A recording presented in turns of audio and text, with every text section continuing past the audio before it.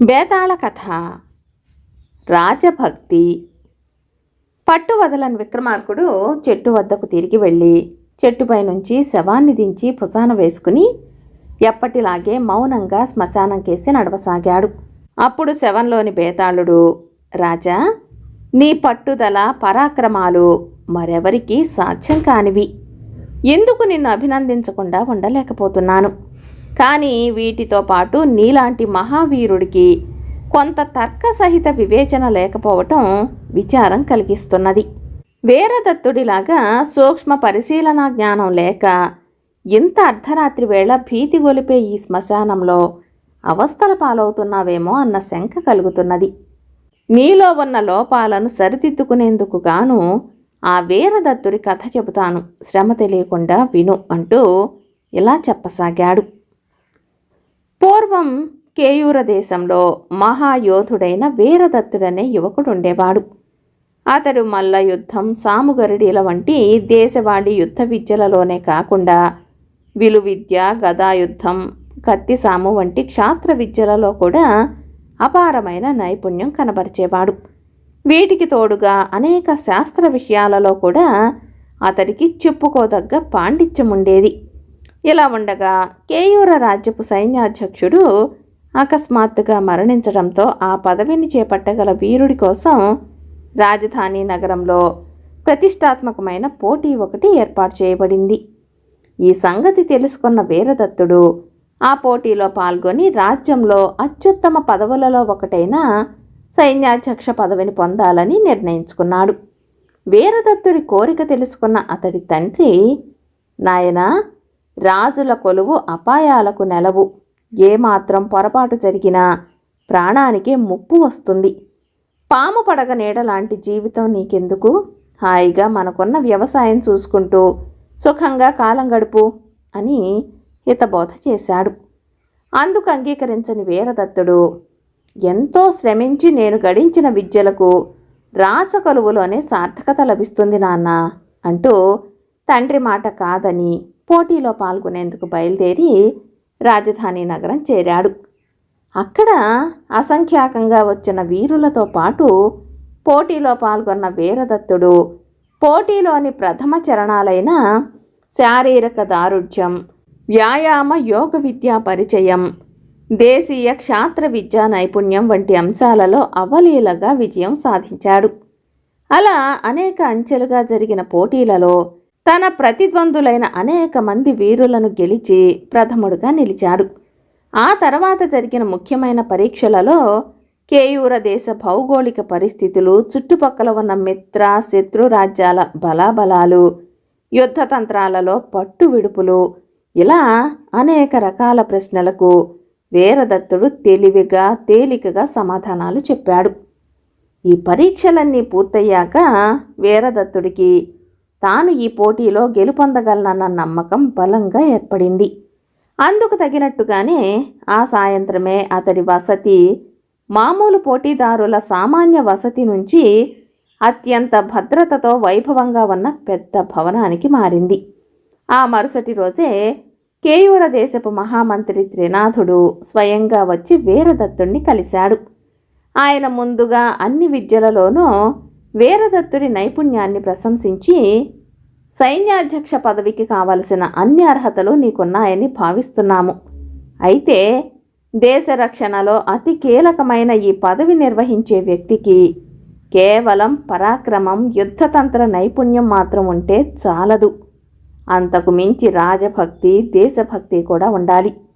దేహదారుఢ్యం, నేర్చిన విద్యలలో ప్రావీణ్యం లాంటి పరీక్షలలో అవి నిరూపితం కావు. కనుక కాలానుగుణమైన సహజ పరీక్ష కోసం నువ్వు కొంతకాలం పాటు వేచి ఉండక తప్పదు. ఒక 6 నెలల పాటు రాచకొలువులో ఏ హోదా లేని ఉన్నతోద్యోగిగా నీకు అప్పగించిన బాధ్యతలను నిర్వర్తించు.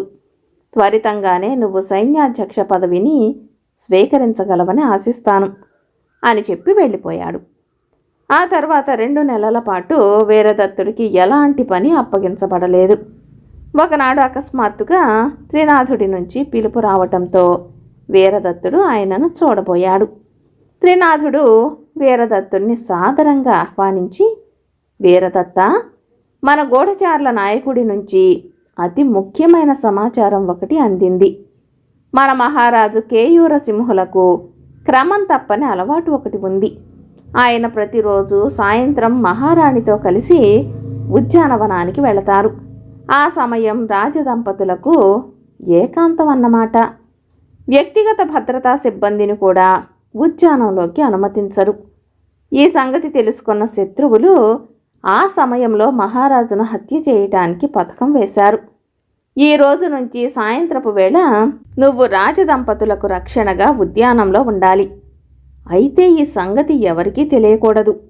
నీ కదలికలు రాజదంపతుల ఏకాంతానికి ఏ విధంగానూ భంగం కలిగించకూడదు. అందుకు శిక్ష చాలా తీవ్రంగా ఉంటుంది, జాగ్రత్త అని చెప్పాడు. ఇందుకు అంగీకరించిన వీరదత్తుడు ఆ రోజు సాయంత్రం నుంచి ఉద్యానంలో రాజదంపతులకు రక్షణగా, వారికి తెలియకుండా జాగ్రత్తగా వారిని అనుసరిస్తూ వచ్చాడు. ఇలా 4 రోజులు గడిచాక 5వ రోజు సాయంత్రం హఠాత్తుగా 4 దుండగులు రాజదంపతులపై దాడి చేయబోయారు. కేయూర సింహుడు వారిని ప్రతిఘటించే లోపలే వీరదత్తుడు కత్తి దూసి పెద్దగా హుంకరిస్తూ వారి మీదికి ఉరికాడు. దుండగులు భయకంపితులై తలా ఒక దిక్కుగా పారిపోయారు. వీరదత్తుడు రాజు కేయూర సింహుడికి నమస్కరించి రాజదంపతుల రక్షణకై 4 రోజులుగా తాను వారిని అతి రహస్యంగా అనుసరిస్తున్న సంగతి చెప్పాడు. ఇది వింటూనే రాజు వీరదత్తుడి కేసి తీవ్రంగా ఒకసారి చూసి చప్పట్లు చరిచి ఉద్యాన ద్వార రక్షకులను పిలిచి వీరదత్తుణ్ణి బంధింపజేసి మర్నాటి ఉదయం అతన్ని తన వద్దకు విచారణకై తీసుకురమ్మని ఆజ్ఞాపించాడు. ఆ రాత్రి వీరదత్తుణ్ణి కారాగారంలో కలిసిన మహామంత్రి జరిగిన దానికి బాధపడి, వీరదత్త, రేపు నీకు మహారాజు విచారణలో కఠిన శిక్ష తప్పదు. రాజకొలువు ఈ విధంగానే ప్రమాదపూయిష్టంగా ఉంటుంది. ఏమైనా నీకు కలిగిన ఈ ఆపదకు ఒక విధంగా కారణం నేను. అందువల్ల నువ్వు తక్షణం కారాగారం నుంచి పారిపోయే అవకాశం కలిగిస్తున్నాను. పారిపో, నేను మహారాజుకు ఏదో విధంగా నచ్చ చెప్పుకుంటాను అన్నాడు. వీరదత్తుడు ఒక్క క్షణం ఆలోచించి, మహామంత్రివర్యులు నాకు అప్పగించిన బాధ్యతను సక్రమంగా నిర్వర్తించగలిగాను. రేపు మహారాజు వేయబోయే శిక్ష గురించి నాకే చింత లేదు. నేనెక్కడికి పారిపోను. నా పట్ల మీకున్న ఆదరాభిమానాలకు కృతజ్ఞతలు అన్నాడు. ఆ మాటలు విన్న మంత్రి త్రినాథుడు తనలో తానే నవ్వుకుని వీరదత్తుడి భుజం తట్టి అక్కడి నుంచి వెళ్ళిపోయాడు. బేతాళుడి కథ చెప్పి, రాజా, వీరదత్తుడు మహావీరుడు కావచ్చునేమో కానీ దానితో పాటు మహామూర్ఖుడన్న అనుమానం కలుగుతున్నది. తండ్రి మాటలు పెడచెవిన పెట్టి రాజు కొలువులో చేర ప్రయత్నించటమే మూర్ఖత్వమైతే మంత్రి త్రినాథుడి సలహాలను కూడా పాటించకుండా కారాగారంలో ఉండిపోవాలని అనుకోవటం మహామూర్ఖత్వం కాదా? తన ప్రాణాలను కాపాడిన వాడినే కారాగారంలో బంధించిన మహారాజు చిత్త ప్రవృత్తిపై ఏ నమ్మకంతో వీరదత్తుడు రాజు విచారణకు సిద్ధపడుతున్నట్టు? ఈ సందేహాలకు సమాధానం తెలిసి కూడా చెప్పకపోయావో నీ తల పగిలిపోతుంది అన్నాడు. దానికి విక్రమార్కుడు, వీరదత్తుడు మహావీరుడనే దాంట్లో సందేహానికి తావు లేదు.